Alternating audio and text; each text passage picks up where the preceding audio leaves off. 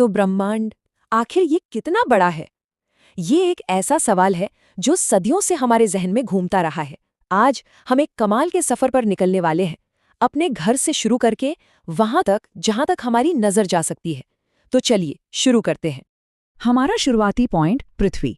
ब्रह्मांड के इस विशाल समंदर में तैरती एक छोटी सी नीली बिंदु, यही है हमारा घर, और यहीं से हमारी ये यात्रा शुरू होती है। तो सबसे पहले हम अपने आसपास की दुनिया से शुरुआत करते हैं, उन ग्रहों और तारों से जिन्हें हम सबसे अच्छी तरह जानते हैं। चलिए अपने सौर मंडल का एक चक्कर लगाते हैं और अपने सबसे करीबी पड़ोसियों से मिलते हैं। हमारी पहली मंजिल चांद, ये हमसे करीब 3,84,000 किलोमीटर दूर है। ये दूरी इतनी ज्यादा है कि पृथ्वी और चांद के बीच हमारे सौर मंडल के बाकी सारे ग्रह आराम से फिट हो सकते हैं। ये हमारे इस लंबे सफर का बस पहला कदम है। जरा इस दूरी के बारे में सोचिए। अगर आप 100 किलोमीटर प्रति घंटे की रफ्तार से बिना रुके गाड़ी चलाते रहें तो भी चांद तक पहुंचने में आपको 160 दिन से ज्यादा लगेंगे। ये एक बहुत बड़ी दूरी है, लेकिन जैसा कि हम आगे देखेंगे, ब्रह्मांड के हिसाब से तो ये कुछ भी नहीं है।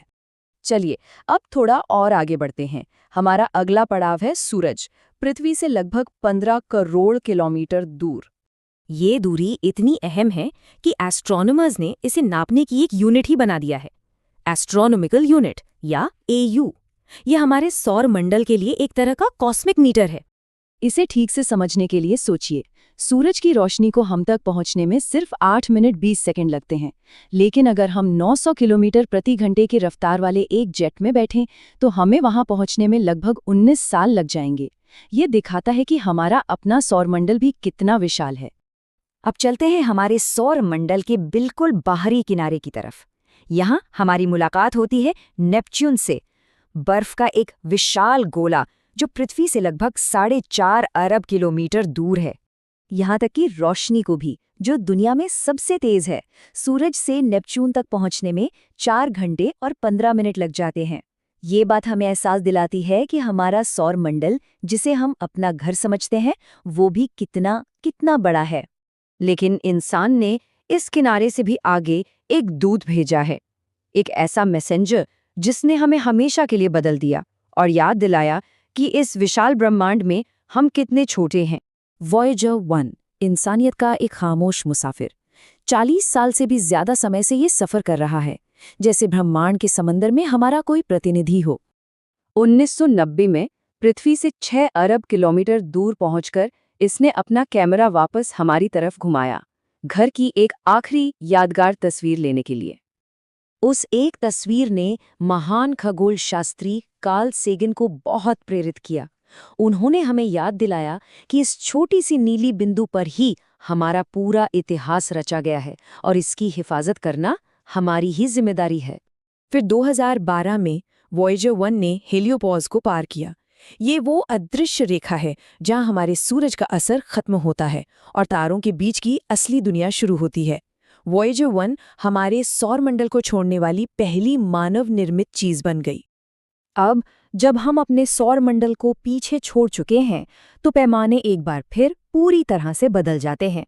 यहाँ किलोमीटर्स और एस्ट्रोनॉमिकल यूनिट्स बहुत छोटे पड़ जाते हैं। तो हमें एक नई यूनिट की जरूरत है, प्रकाश वर्ष यानी लाइट ईयर।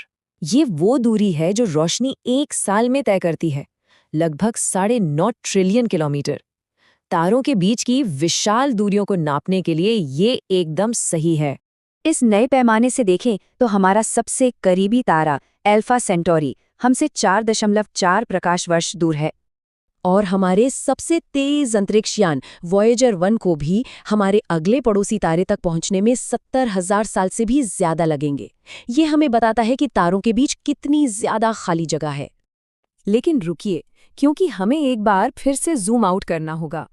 हमारा तारा तो अरबों तारों में से सिर्फ एक है, जो एक बहुत बड़ी संरचना का हिस्सा है, जिसे हम अपनी आकाशगंगा कहते हैं। मिल्की वे आकाशगंगा का डायमीटर लगभग 1 लाख प्रकाश वर्ष है। इसमें खरबों तारे हैं और हमारा पूरा सौरमंडल इसके अंदर बस एक धूल के कण जैसा है। और ये सिलसिला यहीं नहीं रुकता। हमारी मिल्की वे लोकल ग्रुप का हिस्सा है, जिसमें करीब 50 आकाशगंगाएं हैं। वो ग्रुप वर्गो सुपर क्लस्टर का हिस्सा है, जिसमें लगभग 100 ऐसे ग्रुप हैं। और ये सब लानियाकिया सुपर क्लस्टर के अंदर आता है, जिसमें 1 लाख से ज्यादा आकाशगंगाएं हैं। ये एक विशाल ब्रह्मांडीय जाल जैसा है और हम इसके अंदर एक छोटे से धागे पर हैं। अब हम अपने सफर के आखिरी पड़ाव पर पहुंच गए हैं, जहां हम अपनी समझ की हदों से टकराते हैं। एक सीमा है जिसके आगे हम देख ही नहीं सकते। वो ब्रह्मांड जिसे हम देख सकते हैं, उसका डायमीटर लगभग 93 अरब प्रकाश वर्ष है।